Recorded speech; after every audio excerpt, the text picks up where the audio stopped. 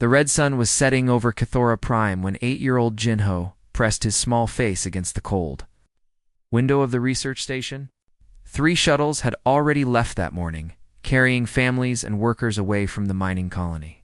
His parents had promised they would be on the next one. That was yesterday. Jin-Ho counted the empty buildings below. The cafeteria was dark. The medical center had its doors sealed shut. Even the playground where he used to swing every evening was covered with metal sheets. The only sounds came from the wind pushing against the station walls and something else. Something that made low, rumbling noises from the mountains far away. "Mom will come back," Jinho whispered to himself. "She always keeps her promises." His stomach growled loudly. Jinho walked to the small kitchen where his mother, Dr. Haewon, always made him soup in the evenings. The shelves were almost empty now. He found 1 can of fruit and a package of crackers. He had been eating very little for 2 days, trying to make the food last longer. The communication screen on the wall blinked red. Jinho had tried to use it many times, but it only showed the same message over and over. Emergency evacuation complete. Colony abandoned. All residents relocated, but Jinho was still here. Why did the computer think everyone was gone? He remembered the morning when everything changed. His father, Dr. Taesong, had been working at his desk, typing very fast on his computer. His mother was packing boxes with her research files. They looked scared, but tried to smile when they saw Jinho watching them. "Jinho, we need you to stay here for a little while," his mother had said, kneeling down to look into his eyes. "The shuttles are very full today. We will take our research to the main ship first, then come back for you on the next flight." "Why can't I come now?" Jinho had asked. "The Galactic Council says something dangerous is happening on this planet. We need to save our work about the creatures here. It might help other people understand them better," his father explained. "But we will never leave you behind. We promise." They had hugged him tight and left with their heavy boxers. Jinho watched their shuttle disappear into the cloudy sky. Since then, no more shuttles had come. Now the 3rd day was ending, and Jinho was alone. He looked through the research files his parents had left behind. Most of the words were too difficult for him to understand, but the pictures were clear. Large creatures with wings and long necks lived in the mountains of Cathora Prime. The files called them indigenous reptilian species, but they looked like dragons from the storybooks his mother used to. Read to him, the rumbling sound came again from outside, much louder this time. Jinho ran to the window and looked toward the crystal mountains that rose high above the colony. Red and orange lights were moving between the peaks. Not electric lights like humans made, but something that glowed like fire. Jinho's hands shook as he read more of his parents' research. The mining company had been digging deep holes in the mountains for 2 years. They were looking for rare metals that could power spacecraft engines. But the files showed something else. The dragons were not just animals living in caves. They had built things. Structures made of crystal and stone that looked very old and very important. One report made Jinho's stomach feel sick. Mining operations have disturbed what appears to be burial sites. Indigenous species showing increased aggressive behavior. Recommend immediate cessation of excavation activities. The date on the report was 6 months ago. The mining had not stopped. It had gotten faster. Another paper had his father's handwriting on it. The creatures are highly intelligent. They understand that we are destroying something sacred to them. Their attacks on equipment are not random. They are trying to protect their ancestral grounds. We must find a way to communicate with them before this situation becomes a war. But there had been no time for communication. The Galactic Council had ordered everyone to leave immediately when the dragon attacks became too frequent. Ships and mining equipment were being destroyed every day. Workers were too frightened to continue their jobs. Jinho found a video recording his mother had made just before leaving. Her face appeared on the small screen, looking tired and worried. Personal log. Dr. Haewon. Final entry from Cathora Prime. The situation has deteriorated rapidly. The indigenous species have demonstrated tactical intelligence far beyond our initial assessments. They are not simply defending territory. They are defending something we do not yet understand, something we have damaged by our presence here. She paused and looked directly at the camera. If anyone finds this recording, please know that these creatures are not monsters. They are guardians of something ancient and precious. We came here seeking minerals, but we found a civilization. We just did not recognize it in time. The recording ended, and Jinho stared at the dark screen. His mother had understood the dragons better than the other humans. Maybe that was why she and his father had stayed longer, trying to save their research. Maybe they thought their work could prevent a war, but now Jinho was alone. The dragons were still angry. As darkness fell completely, the glowing lights in the mountains grew brighter. The rumbling sounds became more frequent, and Jinho could hear something new. A sound like huge wings beating against the air.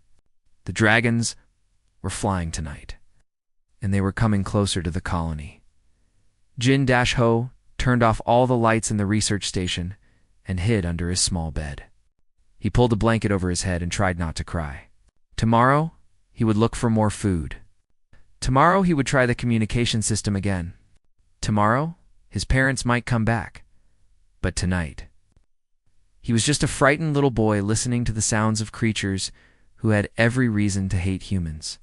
Creatures who did not know that one small human child was still here, forgotten and abandoned in their territory. The last thing Jinho heard before falling asleep was the sound of claws scraping against metal somewhere outside the station. Something very large was walking around the buildings, and it was getting closer to his hiding place in his dreams. Jinho saw glowing eyes watching him through the darkness. Patient and intelligent and very, very ancient. Jinho woke up to the sound of metal bending. Something very heavy was pressing against the outer wall of the research station. The whole building shook, and dust fell from the ceiling onto his face. He stayed very still under his blanket, hoping the creature outside would go away. But the sounds continued. Scraping, sniffing, the steady rhythm of something breathing that was much larger than any human. Jinho could hear air moving in and out of massive lungs just on the other side of the wall where he was hiding, mourning. Light came through the small window, but Jinho did not move. He waited for hours until the sound stopped and heavy footsteps moved away from the building. Only then did he crawl out from under his bed and look outside. The ground around the research station was covered with marks. Huge footprints pressed deep into the soil. Each print was as long as Jinho was tall, with sharp claw marks at the ends. A section of the metal wall was dented inward, as if something had pushed against it to test how strong it was. Jinho's hands trembled as he opened a can of soup for breakfast. He was down to his last 3 cans of food. Soon he would have to leave the safety of the building to find more supplies from the other abandoned structures. But going outside meant risking a meeting with whatever had made those enormous footprints as he ate his soup. Ow. Jinho studied his parents' research files again. He found detailed drawings of dragon anatomy. The creatures had 4 legs and 2 wings.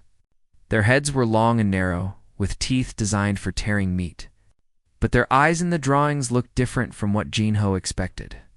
They were large and seemed intelligent. It's almost like human eyes, but with vertical pupils like a cat. One file made Jinho stop eating. It was titled, Behavioral Observations, Advanced Cognitive Abilities. His mother had written notes about dragons using tools, working together in organized groups, and even building structures. She had discovered that they had their own language, with different sounds that meant different things. Day 45 of observation, his mother's notes read, The large female dragon has been teaching the smaller ones. She shows them how to stack stones in specific patterns. When one young dragon makes a mistake, she corrects it gently, the same way a human parent would teach a child. These beings have culture, education, and family structures. Jinho felt a strange mix of fear and curiosity. If the dragons were so intelligent, did they know he was still here? Were they trying to decide what to do with him? That afternoon, Jinho gathered courage to explore the colony for more food. He chose the supply building that was closest to the research station. The door had been left unlocked during the fast evacuation. Inside, he found shelves of canned food, water bottles, and other supplies. As he filled a bag with cans, Jinho heard the sound of wings overhead. He froze and looked up through the building's skylight. A huge shadow passed over the glass. The dragon was flying very low, almost like it was looking for something specific. Jin-Ho quietly moved to a window and peeked outside. What he saw made him gasp and duck down quickly. The dragon had landed in the main square of the colony. It was enormous, even bigger than the research station itself. Its scales shimmered with colors that changed in the sunlight, from deep blue to purple to silver. When it moved its head to look around, the colors flowed like water across its body. But what surprised Jin-Ho most was how carefully the dragon moved. Despite its huge size, it stepped gently around the human buildings, as if it did not want to damage them. It was looking at everything with obvious intelligence, studying the structures that humans had built. The dragon's head turned toward the supply building where Jin-Ho was hiding. For a moment, their eyes met through the window. Jin-Ho expected to see hunger or anger, but instead he saw something that looked almost like sadness. The dragon's eyes were ancient and deep, holding what seemed like the weight of many years. Jin-Ho could not move. He could not breathe. The dragon was looking directly at him, and he was certain it could see him clearly. But instead of attacking or roaring, the dragon simply watched him. Its head tilted slightly to one side, the way a curious person might look at something they did not understand. Then something impossible happened. Jin-Ho heard a voice inside his head. Not words exactly, but feelings and images that formed meaning in his mind. The voice was gentle and female, like an echo from very far away. A small one. Why do you remain? Your kind has fled. Jin-Ho's mouth fell open. The dragon was talking to him, but not with sounds. She was speaking directly into his thoughts. I was left behind, Jin-Ho whispered, not sure if the dragon could hear his voice or his thoughts. Left behind. The dragon's mental voice carried surprise and something Jin-Ho that felt like sympathy. Your pack abandoned you. They went to get help. They are coming back for me, Jin-Ho said. Though he was no longer sure this was true, the dragon lowered her massive head closer to the window. Jin-Ho could see her eyes more clearly now. They were not the cold eyes of a monster. They were warm and intelligent, filled with an emotion Jin-Ho recognized because he felt it too. Loneliness. You are very small to be alone, the dragon said in his mind. And very young.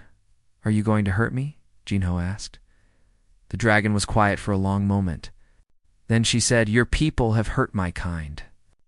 They destroyed our sacred places. They took our young ones' resting grounds and turned them into holes in the earth. We have reason to be angry with humans. Jin-Ho felt tears in his eyes. I did not know. I am sorry. You are not like the others. You do not carry the smell of greed or destruction. You carry only fear and sadness.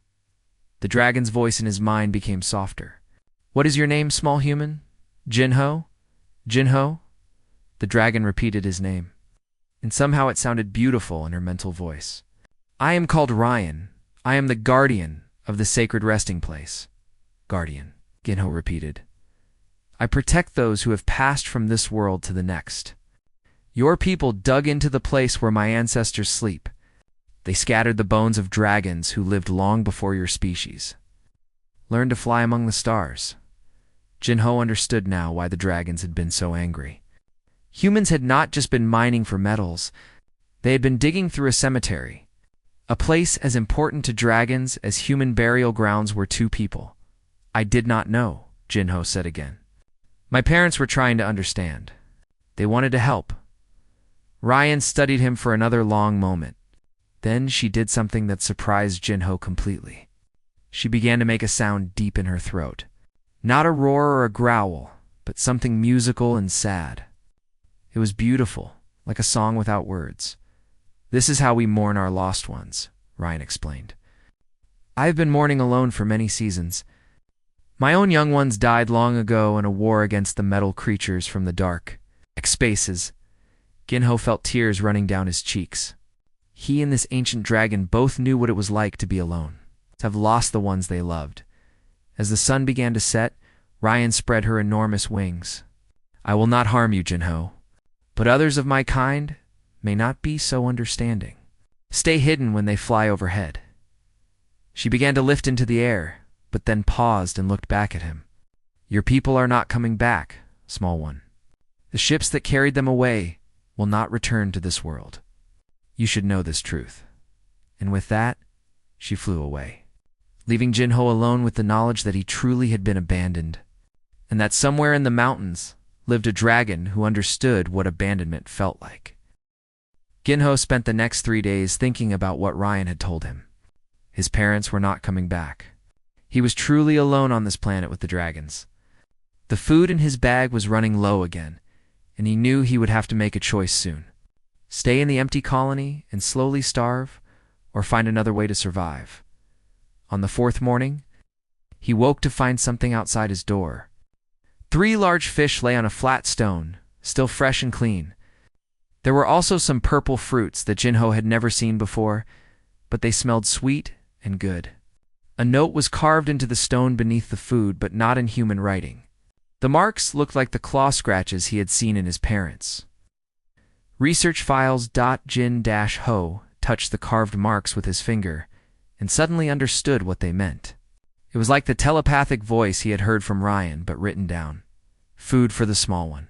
Eat and grow strong. Jinho looked up at the sky and called out, Ryan, thank you. A distant roar answered him from the mountains. Musical and gentle like the morning song she had sung before, over the next week, food appeared every morning. Sometimes fish, sometimes fruits, sometimes strange but tasty roots that dragons must dig from the ground. Jinho began to feel stronger and less afraid. He also began to explore the colony more.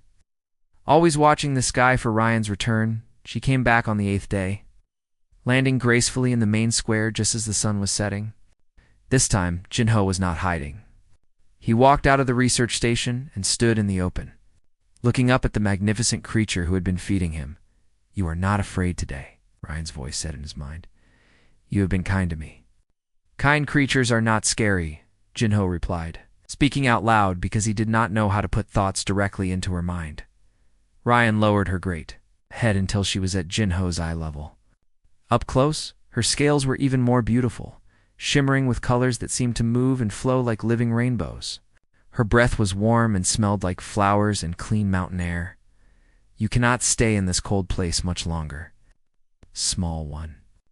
The season of ice is coming, and these human buildings will not keep you warm enough. Jinho had noticed that the nights were getting colder.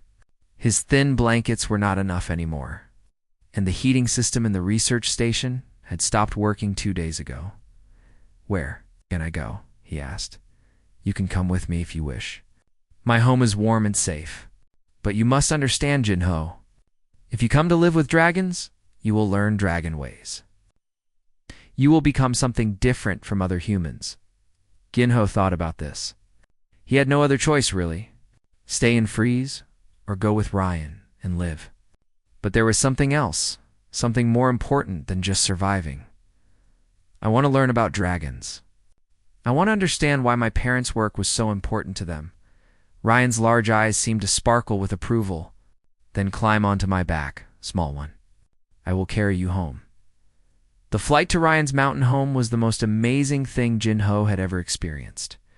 The world looked completely different from high above. The abandoned colony seemed tiny, like toys scattered on the ground. The crystal mountains stretched out in all directions, beautiful and vast beyond anything Jinho had imagined. Ryan flew between the peaks with incredible grace, her wings catching the wind currents with perfect skill. Jinho held tight to the ridge on her back, but he was not afraid. He felt safer than he had in weeks. There, Ryan said, directing his attention to a massive opening in the side of a crystal mountain. My home. The cave entrance was enormous, big enough for several dragons to fly through at once.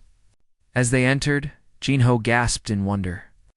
The inside of the mountain was like a palace made of crystal and stone.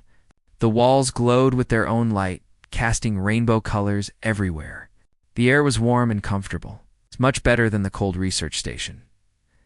But what amazed Jinho most were the things inside the cave. Carved walls covered with pictures and symbols, shelves made of stone holding what looked like books, but made from metal plates instead of paper. strange devices that hummed with quiet energy. This was not just a cave. It was a library, a workshop, and a home altogether. Dragons are not simple creatures. As your people believed, Ryan explained, seeing his amazement. We have built civilizations, created art, and studied the secrets of the universe for millions of years. We simply choose to live with nature instead of destroying it. Ginho walked slowly through the cave, touching the carved walls with wonder. The pictures told stories of dragons flying between the stars, building cities on many different worlds, and learning from other species they met in their travels. You travel to other planets? Ginho asked. We did, long ago. But then the metal devourers came, destroying world after world. We learned to hide, to protect the few safe places that remained. HFY Prime is one of the last sanctuaries. Metal devourers? Machines that eat entire planets, turning everything into more machines. They have no respect for life, no understanding of beauty or peace. They only consume and multiply. Ryan's mental voice carried ancient fear and anger. Many of my people died fighting them. That is why the resting places of our ancestors are so sacred to us. They are all we have left of those who gave their lives to protect others. Ginho began to understand the terrible thing humans had done without knowing it. They had dug up a war memorial, scattered the remains of heroes who died protecting the galaxy from monsters. Over the following days, Ryan began to teach Ginho the dragon language. It was not just words, but a way of thinking that included feelings, colors, and even smells. When dragons spoke to each other, they shared complete experiences, not just simple messages. Ginho learned quickly, much faster than Ryan had expected. His young human brain seemed perfectly designed to absorb new ways of communicating. Within a week, he could send simple thoughts directly to Ryan's mind.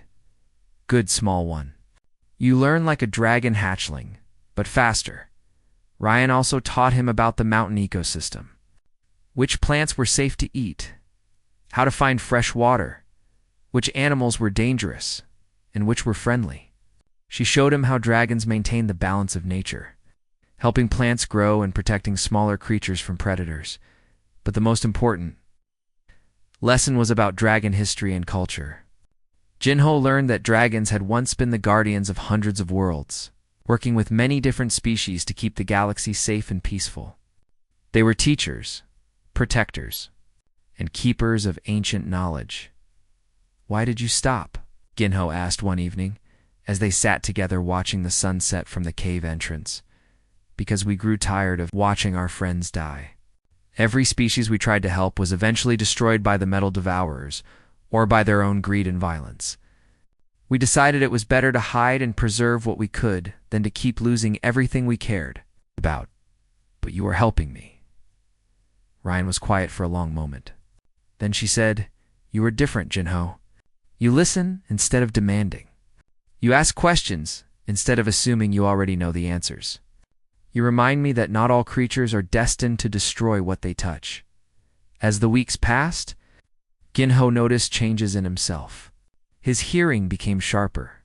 He could see better in the dark. Most surprising of all, he began to sense the emotions and thoughts of other living things around the mountain. Not just Ryan, but the birds, the small animals. Even the plants seemed to communicate with him in ways he had never experienced as a human. Is this normal? He asked Ryan. You are becoming something new, Ginho. Not fully human, not fully dragon, but something that bridges both worlds. It has never happened before, but perhaps it is what the galaxy needs. One morning, Ginho woke to find another dragon in the cave. This one was smaller than Ryan, with dark green scales and suspicious yellow eyes. He radiated hostility and distrust. This is Woonseok. Ryan introduced them. He leads the Council of Dragons, who live in these mountains. Woonseok stared at Ginho with obvious dislike. You bring the human child here, Ryan. You risk us all with this foolishness. He is no threat to us. He is human. His kind destroyed our sacred places. They will return with weapons and fire to finish what they started. Woonseok's mental voice was cold and angry. And when they do, this child will lead them to us. Ginho stepped forward, trying not to show his fear. Using the dragon language Ryan had taught him, he spoke directly to Wunciok's mind. I am not your enemy. I want to learn, to understand, to help if I can. Wunciok's eyes widened in shock. He had not expected the human child to speak their language, especially not with such clear intent and respect. But his surprise quickly turned back to anger. Clever words will not undo the damage your species has done. You do not belong here, human child, and neither does the dragon who forgets her duty to protect her own people. The confrontation ended with Wunciok flying away in fury, but Ginho knew this was not over. He had found a new family with Ryan, but not all dragons would accept him. Some would always see him as the enemy. Still, as he looked out at the beautiful crystal mountains and felt Ryan's protective presence beside him, Ginho knew he had made the right choice. He was no longer just a lost human child. He was becoming something entirely new. Ginho had been living with Ryan for almost 2 years when the sky began to burn. He was now 10 years old, taller and stronger than when he first arrived at the Crystal Cave. His hair had grown long, and his skin was darker from spending time in the mountain sun. Most importantly, his mind had changed. He could speak to dragons as easily as breathing. He understood the language of wind and stone that Ryan had taught him. That morning started like any other. Ginho was practicing his flight training, learning to glide short distances using the wing-like membrane that had slowly grown between his arms and sides. It was one of many changes his body had made while living with dragons. Ryan said it was because dragon and human spirits were learning to share the same space. Then the alarm came. Not a sound, but a feeling that spread through every dragon in the mountains at once. A call of warning that made Jinho's new senses burn with fear and anger. Ships, Ryan said, her mental voice tight with worry. Many ships coming from the dark between worlds. Ginho ran to the cave entrance and looked up at the morning sky. At first he saw nothing unusual. Then, slowly, dark shapes began to appear against the blue. They were coming down through the clouds like deadly rain. Dozens of them. Military vessels with sharp edges and weapons that gleamed in the sunlight. Are they coming for me? Ginho asked. Though part of him already knew the answer, no, small one. They are coming for us. They come with war in their hearts. The first ships landed in the abandoned colony where Ginho had once waited for his parents. More ships settled on the flat ground near the mining sites. Ginho watched through Ryan's far-seeing eyes as soldiers in armor poured out of the vessels. They carried weapons that crackled with electric energy and wore helmets that covered their faces completely. But some people came out of the command ship without armor. Jinho's heart stopped when he recognized 2 familiar figures walking across the landing. Platform Mom, Dad, he whispered. Dr. Haewon and Dr. Taesoon were here. They had come back for him after all, but they had brought an army with them. Ryan sensed his confusion and pain. Your birth parents have returned, but they are not the same people who left you behind. See how they walk with the war makers? They have chosen their side through the shared sight of other dragons. Ginho watched his parents talking with a tall man in a blue uniform covered with medals. The man was pointing toward the mountains and giving orders to groups of soldiers. His parents were showing him papers and pointing at different peaks. They are telling the war leader where we live, Ryan said sadly. Your mother and father have brought these hunters to our home. Ginho felt sick. His parents had not come to rescue him. They had come to destroy the dragons who had saved his life. The attack began that afternoon. Human aircraft swept through the mountain valleys, firing bright beams of energy at anything that moved. The beams cut through solid rock like it was soft mud. When they hit a dragon, the beautiful scales burned and the magnificent creatures fell screaming from the sky. Ginho watched in horror as 3 young dragons who had been his friends were struck down while trying to defend their nesting caves. They had been kind to him, teaching him games and sharing their food. Now they lay still and broken on the crystal slopes. We have to fight back, Ginho said, tears streaming down his face. We are fighting, Ryan replied, but their weapons are made to kill from far away. Our fire and claws cannot reach their flying machines. The dragons were trying to defend themselves. but the human tactics were brutal and effective. Every time a dragon took to the air, multiple aircraft would surround it and fire from all directions. The dragon's natural weapons were powerful, but they had to get close to use them. Most were shot down before they could reach their targets. By evening, 12 dragons had been killed. The humans had lost only 2 aircraft. Jin-Ho could not stand to watch anymore. Against Ryan's wishes, he climbed to the highest peak he could reach and shouted toward the human camp below. "Stop, please, stop." His voice was carried by the mountain winds, enhanced by dragon magic until it echoed through every valley. In the human camp, soldiers looked up in confusion, trying to find the source of the sound. "I am Jin-Ho. I am the human child you came looking for. I am here. Please stop killing my friends." The firing stopped immediately. In the sudden silence, Jin-Ho could hear voices calling orders in the distance. He saw aircraft turning toward his position, but they were not firing. They were coming to investigate. Ryan landed beside him, her scales dim with exhaustion and grief. "You should not reveal yourself, small one. It is too dangerous. They are killing you because of me. Because I am here, and they think you took me against my will. If I show them I am safe, maybe they will leave. And if they do not..." Jin-Ho looked at his dragon mother. This magnificent being who had saved his life and taught him to see the universe in a completely new way. "Then at least I will stand with my real family when the end comes." The first human aircraft reached their position and hovered nearby. Through its windows, Jin-Ho could see soldiers staring at him in amazement. He must look very strange to them now. Still human, but changed in ways that would be hard to explain. One of the larger ships began moving toward the mountain. As it came closer, Jin-Ho could see a familiar face looking out from the command window. His mother, Dr. Heywan, was pointing at him and speaking rapidly to someone Jin-Ho could not see. The ship landed on a flat area below the peak. Armed soldiers came out first, their weapons ready, but not aimed directly at Jin-Ho and Ryan. Then the man in the blue uniform stepped out.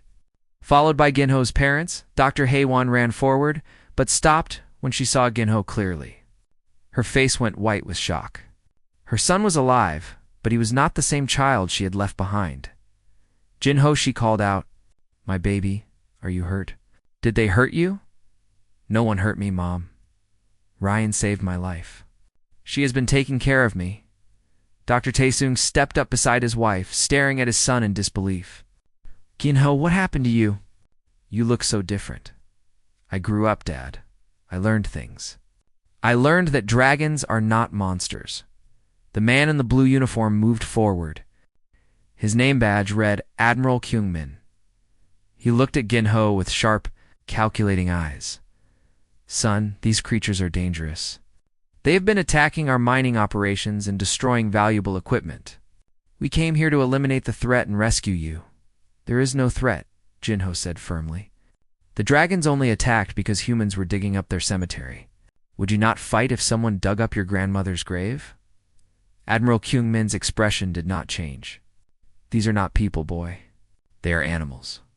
Intelligent animals, perhaps, but animals nonetheless. They cannot be reasoned with or trusted." Ryan had been silent during this exchange.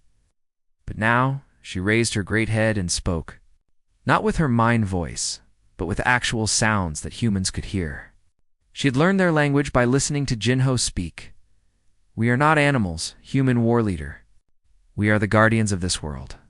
We were protecting our sacred places from those who would steal and destroy without understanding what they take."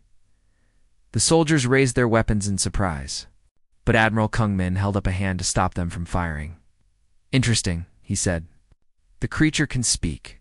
That does make this situation more complicated." Dr. Heywan stepped forward, her scientific curiosity overcoming her fear. "The linguistic development is remarkable. Jin-Ho, how long have you been able to communicate with them?" "Almost since the beginning.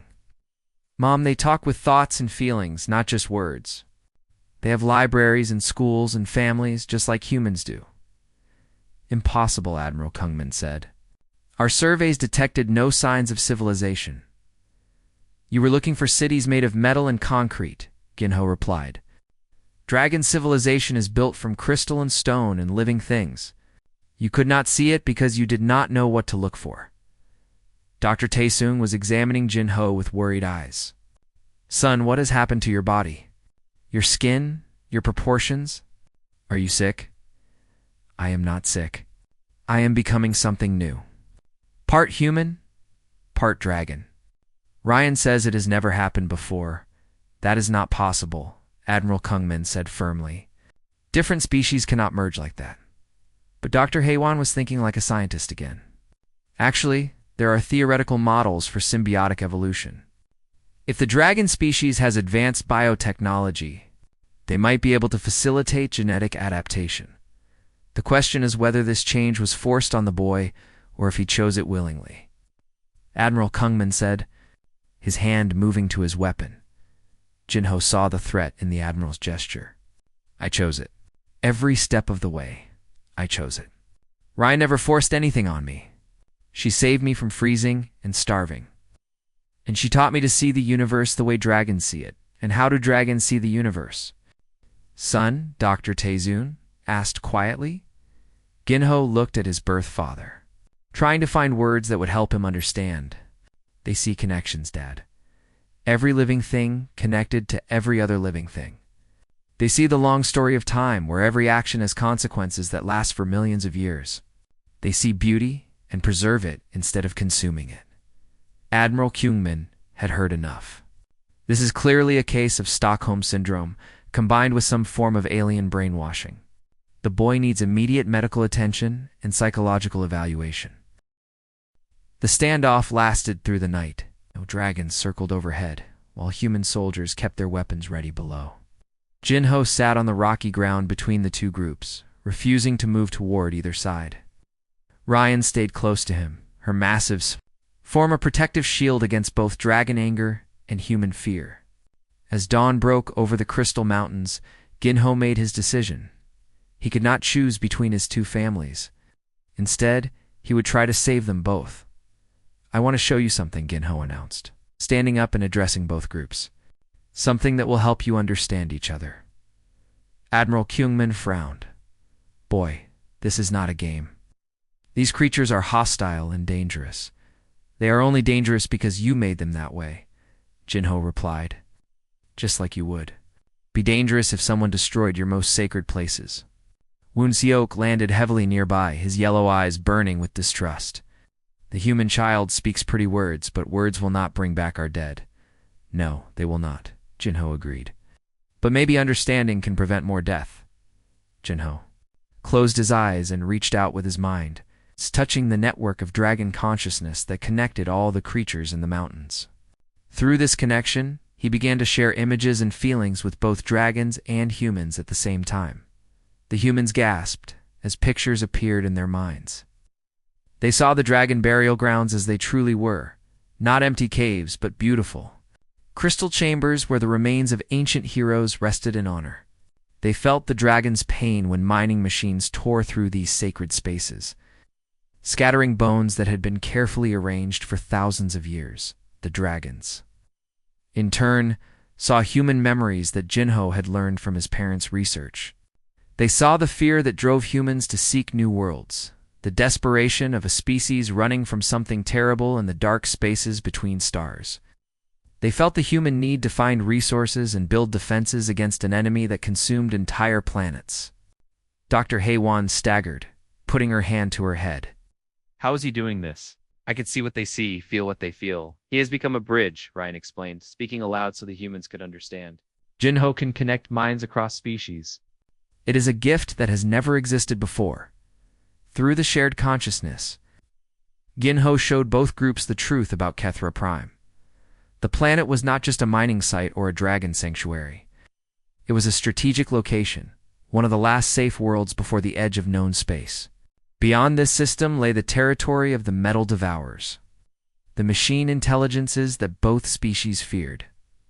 You see, Jin-ho said, his voice carrying to every mind present. We are not enemies. We are both running from the same threat. Admiral Kungmin removed his helmet, revealing a tired face marked by years of warfare. The boy is right about the machines. We have been fighting them for decades, retreating from system after system. We need the resources here to build better defenses. And we need this world to remain pure and strong, Woon Seok added reluctantly. It is one of the few places where life still grows naturally, untouched by machine corruption. Dr. Taesoon stepped forward, his scientific mind already working on the problem. There might be a way to do both, if we could mine the resources without disturbing the sacred sites, and if the dragons could help us understand their biotechnology. Impossible, Admiral Kungmin said. Military operations require speed and efficiency. We cannot work around every rock that these creatures consider important. They are not just rocks, Jinho said firmly. And the dragons are not just creatures. They are people with families and history and knowledge that could help humanity survive. To prove his point, Ginho asked Ryan to share one of her memories with the human officers. The dragons had fought the metal devourers before, on dozens of worlds across the galaxy. They had learned techniques for fighting the machines that human military forces had never discovered. The shared memory showed dragons working together to create bioelectromagnetic fields that could disable machine systems. They had developed weapons grown from living crystal that could adapt to any enemy attack. Most importantly, they had learned to hide entire civilizations using natural camouflage that made planets invisible to machine sensors. Admiral Kungmin's eyes widened as he absorbed this information. They have been fighting the same enemy we face. Their methods are completely different from ours, but they have been more successful. Dragons have protected many worlds over millions of years, Ryan explained. But we grew tired of war and chose to hide instead of fight. Your species still has the fire to battle our common enemy. Dr. Haewon moved closer to her son, studying the changes in his appearance with wonder rather than fear. Jinho, what you are doing is remarkable. You are not just translating language. You are translating entire ways of thinking. It is not just me, Mom. The dragons taught me how to see connections between all living things. When I touch those connections, I can help others see them too.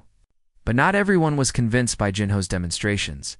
A group of human soldiers led by a lieutenant named Terry began muttering about alien mind control and the dangers of trusting non-human intelligence. Similarly, some of the younger dragons whispered that Jinho was still fundamentally human and could not be trusted with dragon secrets. The fragile peace Jinho was building began to crack when a new crisis emerged. The human communication officer, Bioram, detected strange signals coming from the edge of the solar system. Ships were approaching, but they were not sending friendly identification codes. Admiral Boram called out urgently. Long-range sensors are picking up multiple contacts. Configuration matches Void Devourer scout vessels. The color drained from Admiral Kungmin's face. How many? At least 50 ships, sir? They will reach orbit in approximately 6 hours. Woon Seok roared in alarm, and every dragon on the mountain turned toward the sky. Through their shared senses, they could feel the approaching wrongness of the machine fleet. Cold, hungry intelligence that saw all organic life as material to be consumed and converted. The metal devourers have found us, Ryan said, her mental voice heavy with ancient dread. Someone has led them here. Admiral Kungmin looked accusingly at the dragons. Where people must have sent a signal. We know better than to call that evil to any world, Woon Seok snarled back. It was your mining operations that sent signals into space for 2 years. Jinho felt the fragile alliance he had been building start to collapse as fear and blame spread through both groups. The humans began preparing their weapons for defense. But their ships were designed for mining and colonization, not major space battles. The dragons were powerful, but they had never fought in the vacuum of space. Stop, Jinho shouted, his voice carrying power that made everyone freeze. Fighting each other will not save this world. We need to work together, or we will all die together. Through his enhanced senses, Jinho could feel the approaching machine fleet like a cold shadow falling across his mind. The Void Devourers were unlike any enemy either species had faced alone. They learned and adapted from every battle, becoming stronger with each victory. But Jinho could also sense something else, the potential for a completely new kind of defense. Human technology combined with dragon biology, human tactics merged with dragon wisdom. fighting strategies that neither species could develop alone. I know how to stop them, Jinho announced. But it will require trust. Complete trust between humans and dragons. Dr. Haywan looked at her transformed son with pride and worry. What do you need us to do? I need human pilots to accept dragon symbiosis. Temporary biological enhancement that will let them pilot ships with dragon reflexes and awareness. And I need dragons to accept human technology integration. Weapons and shields that respond to thought instead of physical controls. Admiral Kungmin shook his head. That is impossible. We cannot risk our personnel in untested alien procedures, and we cannot risk our essence in human machines, Woonseok added. The contamination could be permanent. Then we all die, Ginho said simply. The Void Devourers have consumed hundreds of worlds. They have defeated every species that tried to fight them using only their own methods. But they have never faced a species that could truly merge with another. Ryan stepped forward, her massive head lowering until she was a level with Admiral Kungmin. I will undergo the joining with human technology if it will save this world. I trust Jinho's wisdom. A young human pilot named Yoonji stepped out from behind the other soldiers. I volunteer for the dragon enhancement. If there is a chance to stop those machines, we have to take it. One by one, other volunteers came forward from both sides. Not everyone was willing to risk the unprecedented merging, but enough agreed to create a small force of hybrid defenders. Jinho felt hope growing in his heart. For the first time since, the human fleet arrived. Both species were working toward the same goal instead of against each other. But as he looked up at the sky where death was approaching, Jinho knew that hope alone would not be enough. The real test would come when the Void Devourers arrived and the untested alliance faced its first battle. Either the combination of human and dragon abilities would create something powerful enough to turn the tide, or both species would learn too late that some enemies could not be defeated by cooperation alone. The first volunteer bonding began immediately. Engineer Bioram lay on a flat crystal platform, while Ryan carefully extended thin tendrils of bioenergy into her nervous system. The process looked frightening to the other humans, but Bioram's face showed wonder instead of pain. I can feel everything, she whispered, her eyes wide with amazement. The mountain's heartbeat, the wind patterns, even the fear of small animals hiding in the rocks. This is incredible. On another platform, pilot Yoonji was undergoing dragon enhancement. Her reflexes were becoming faster, her vision sharper, and most importantly, her mind was learning to process multiple streams of information at once. She could track dozens of moving objects while calculating flight paths and weapon trajectories simultaneously. But the most dramatic change was happening to Ryan herself. Human technology was being carefully integrated into her biological systems. Weapons that responded to her thoughts, shields powered by her natural bioenergy, and communication systems that let her coordinate with human pilots across vast distances. Jinho moved between all the bonding stations, his unique nature allowing him to monitor each fusion and prevent dangerous rejections. His parents watched him work with expressions of pride mixed with concern. He has become something we never imagined possible, Dr. Haywan said softly to her husband. Part human, part dragon, but also something entirely new. Dr. Taesoon nodded, making notes on his portable computer. The biological adaptations are beyond anything in our scientific literature. He is not just bridging to species, he is creating a new form of life. As the bonding procedures continued, Ginho began receiving reports from the enhanced volunteers. Their combined senses were extending far beyond the planet's atmosphere, touching the edges of the approaching Void Devourer fleet. What, they discovered, was worse than anyone had feared. There are not 50 ships, Yoonji reported, her voice tight with new understanding. There are 50,000. The entire machine armada is coming here. Admiral Kungmin felt his stomach drop. That is impossible. Why would they send such a massive force to one small planet? Ginho closed his eyes and reached out through the network of enhanced minds, trying to understand what the machines were thinking. What he found chilled him to his core. They are not just here to consume Kethra Prime, he announced. They know about the alliance we are building. They see it as a threat that must be eliminated before it can spread to other worlds. Through the shared consciousness, everyone present could feel the cold calculation of the machine intelligence. The Void Devourers had observed the failed attempts of many species to work together against them, but they had never encountered a true biological merging between different forms of life. This new hybrid evolution represented something they could not predict or control.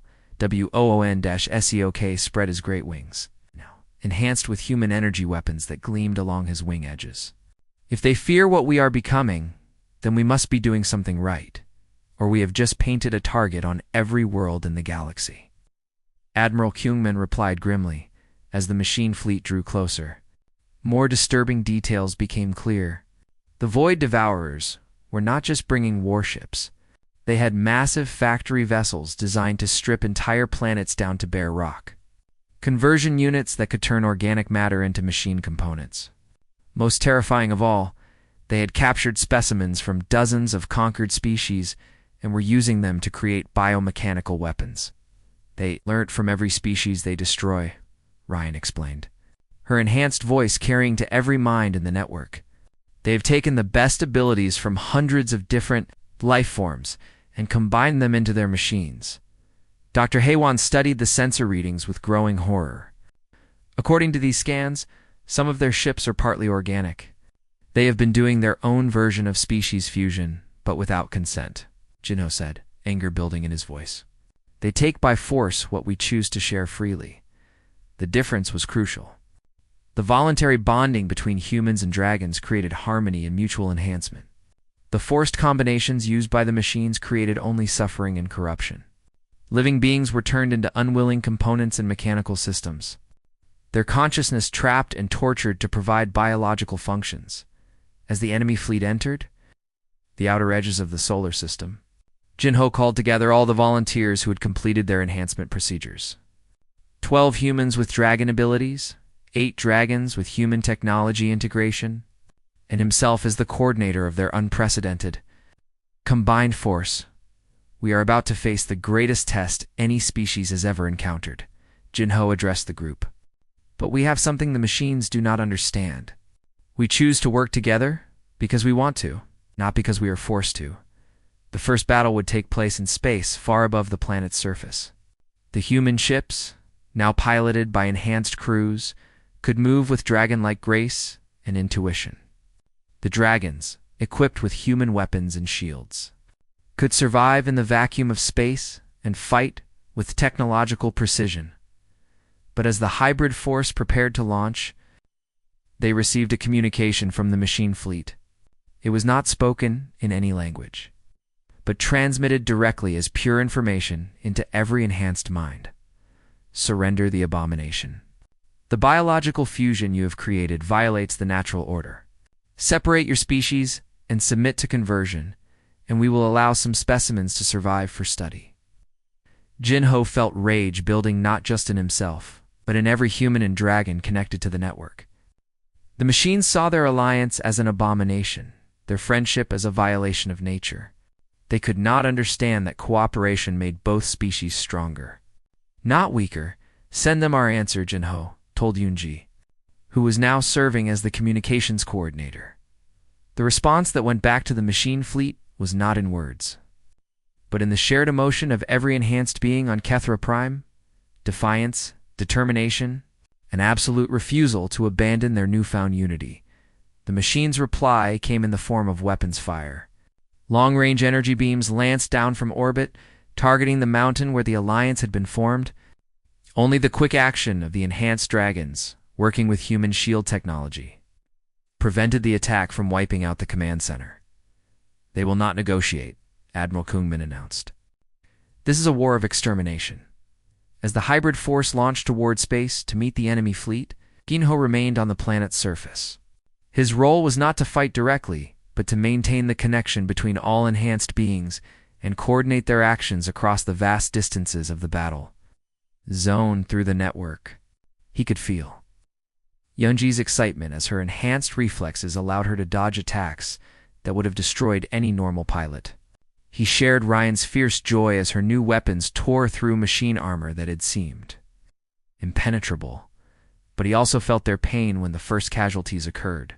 Bioram's ship was caught in a crossfire between three machine vessels. Her enhanced abilities let her survive longer than any normal human could have. But eventually the overwhelming firepower broke through her defenses. Jinho came her final transmission. "Tell my family I chose this. Tell them it was worth it." Her ship exploded in a brilliant flash. But not before she managed to overload her engines and take two machine vessels with her. The loss hit Jinho like a physical blow, but it also strengthened his resolve. Bioram had died protecting the alliance she believed in. Her sacrifice would not be meaningless. As the battle raged in space above, Jinho began to understand the true scope of what they were facing. The Void Devourers were not just trying to destroy Cathara Prime. They were trying to eliminate the possibility that other species might follow the same path of cooperation. If the hybrid alliance failed here, the machines would use the recordings of this battle to prove to other worlds that cooperation was futile.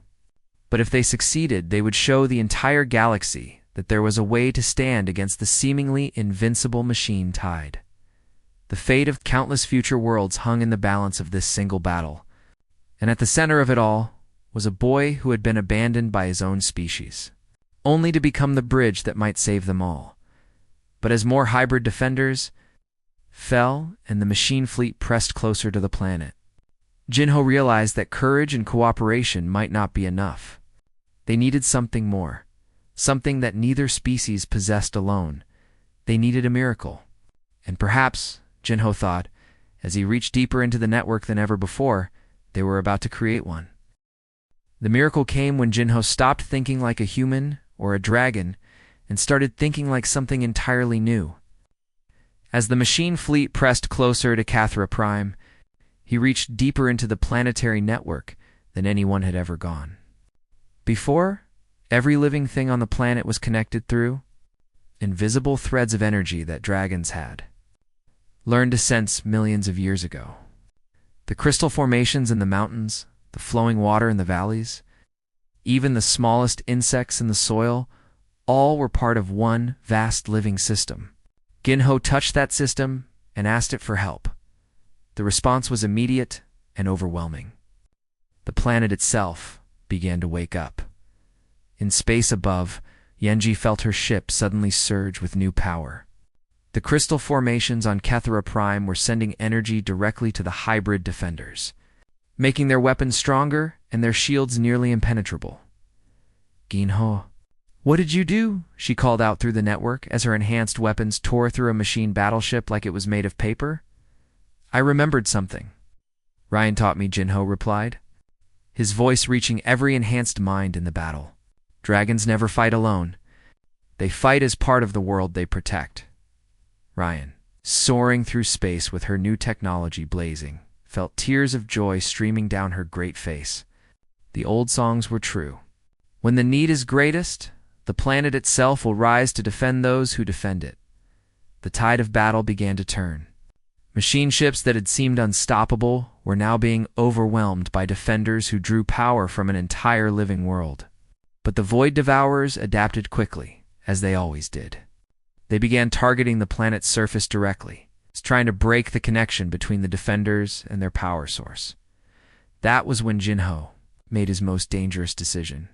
Instead of staying safely on the ground, he asked Ryan to carry him into space. If he could get close enough to the machine command ship, he might be able to use his unique abilities to disrupt their coordination.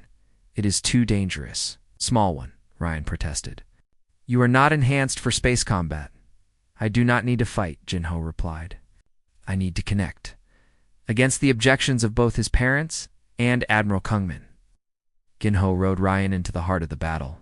Protected by her shields and surrounded by their hybrid allies, they fought their way toward the massive machine command vessel that coordinated the entire enemy fleet.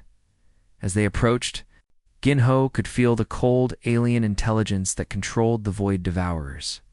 It was ancient and vast, but also limited in ways that organic minds were not.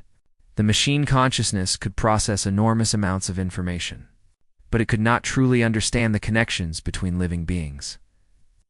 "I am going to try something that has never been done before," Jinho announced to the network. "I am going to connect the machine intelligence to our shared consciousness.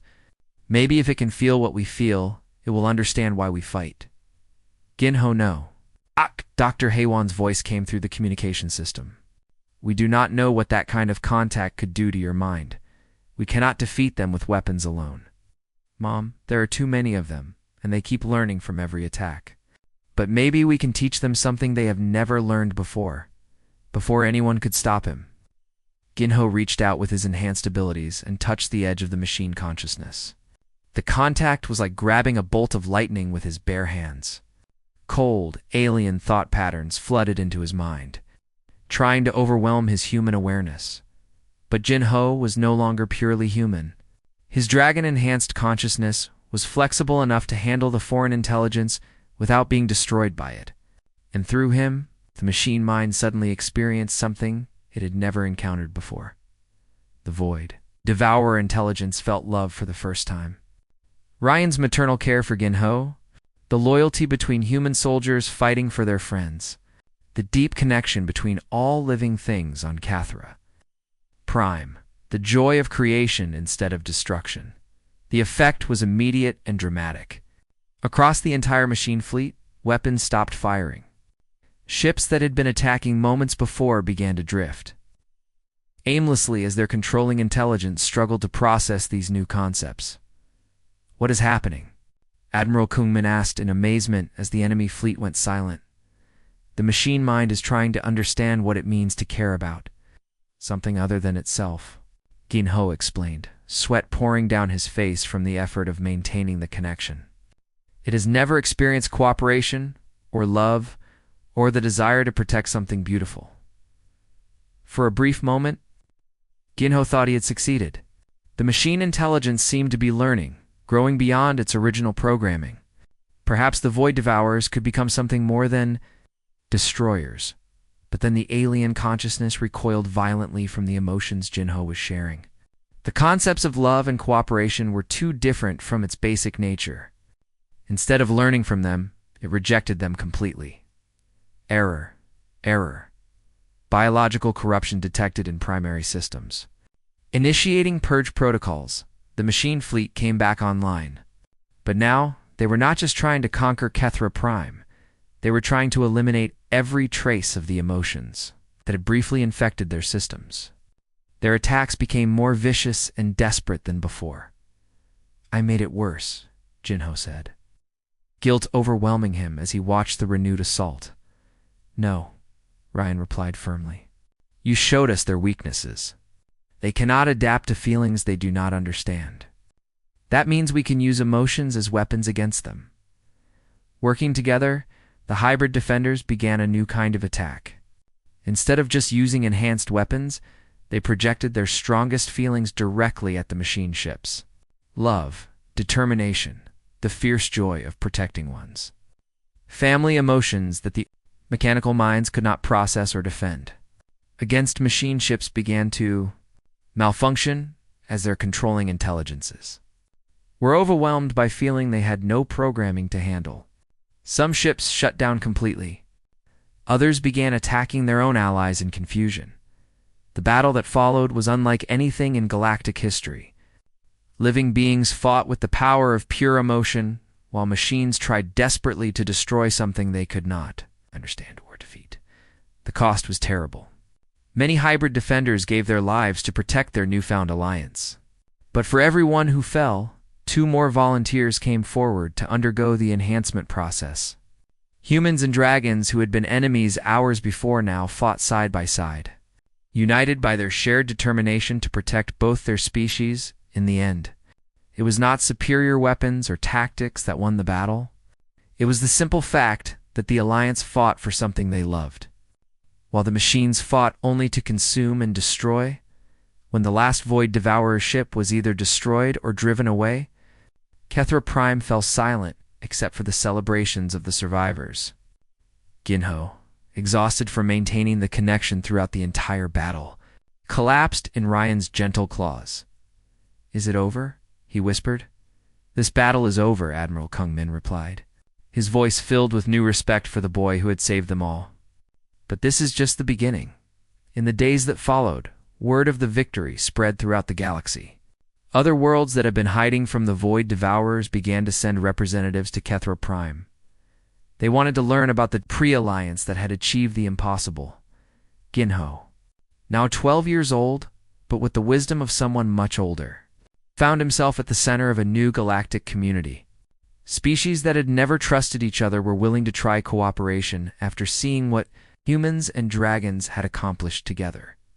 His parents, Dr. Heywan and Dr. Taesong, established the first Interspecies Research Institute, studying the beneficial effects of voluntary biological enhancement. They discovered that when different species shared their abilities freely, both became stronger and more adaptable. Ryan became the first dragon ambassador to the Galactic Council, teaching other species the ancient wisdom of living in harmony with their worlds instead of consuming them. She and Jinho worked together to spread the enhancement process to other planets, creating networks of hybrid defenders who could stand against future machine attacks. Admiral Kungmin retired from military service and became the director of the new Defense Alliance, coordinating the efforts of dozens of species who had learned to fight together instead of alone.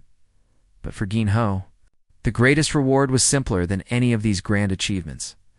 He had found his place in the universe. No longer the abandoned human child or the strange hybrid creation. He was simply himself, the bridge between worlds, who had shown that love and cooperation were stronger than fear and destruction, standing on the crystal peaks of Kethra Prime. Watching ships from 100 different worlds coming and going in peace, Jinho smiled. The boy who had been left behind had become the one who brought everyone together, and in the vast network of consciousness that now connected countless worlds, could feel the future growing brighter. The Void Devourers were still out there, but they would never again face isolated, frightened species fighting alone. They would face the united strength of an entire galaxy that had learned the most important lesson of all: